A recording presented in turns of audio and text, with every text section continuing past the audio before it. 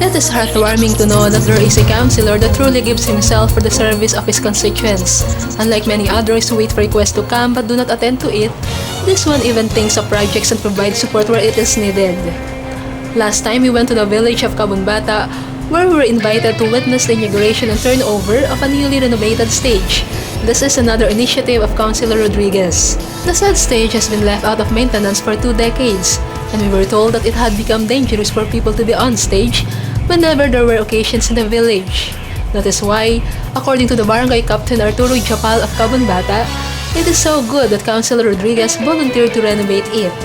According to one person we interviewed, he said in Chabacano, it is but natural that a councilor would invite media to witness endeavor like this. If not, then how would people know which leaders are serving them right and be voted come election time? Para sa mga Isabeleños, to be particular dito sa Barangay Kabunbata, yung stage na nakikita nyo ngayon, existing na to. Actually, ginawa to 2 decades ago pa. At ngayon lang ulit na renovate dahil nakita natin, napasyalan natin na ito'y kailangan na talagang i-renovate. Around mga 85% ni-renovate natin dyan. At saka yun din ang primary reason ko din, no? Hindi lang dahil sa gusto natin gumawa lang ng project, kasi palagi rin tayo dito sa Kabunbata. In fact, every fiesta nila nandito tayo. At nakikita ko naman, ginagamit nila yung stage at very dangerous na, risky na kung gamitin nila kasi for 2 decades ngayon lang ulit na ayos. So kinausap ko yung barangay captain dito, in the person of Honorable Arturo Hapal. Sabi ko, Kap, siguro it's about time na i-renovate natin. And according to barangay, wala daw sila masyadong pondo para dyan. So sabi ko, sige, I will shoulder. Nagamit na siya during the amateur singing contest. Kagabi rin, nagamit din siya during the dance contest. So, at ako rin ay nagpapasalamat, no? Dahil hindi lang 1 o 2 barangay captain ang dumalo sa inauguration. Actually, 5 po sila.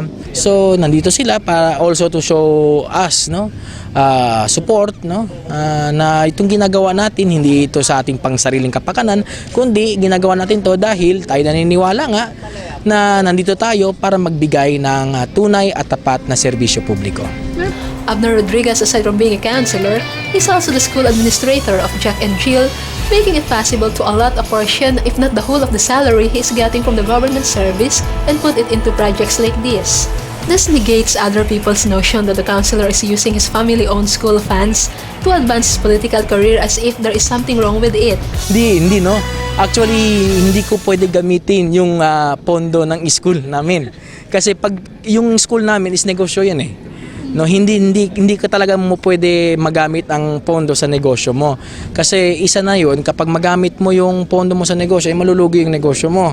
Pero paminsan-minsan, syempre, pag kinukulang tayo, alam mo naman, dahil sa gusto nating gumawa, makatulong, wala naman tayong ibang resources. Lalo na pag kulang tayo sa oras at kailangan natin ng sapat na pondo agad.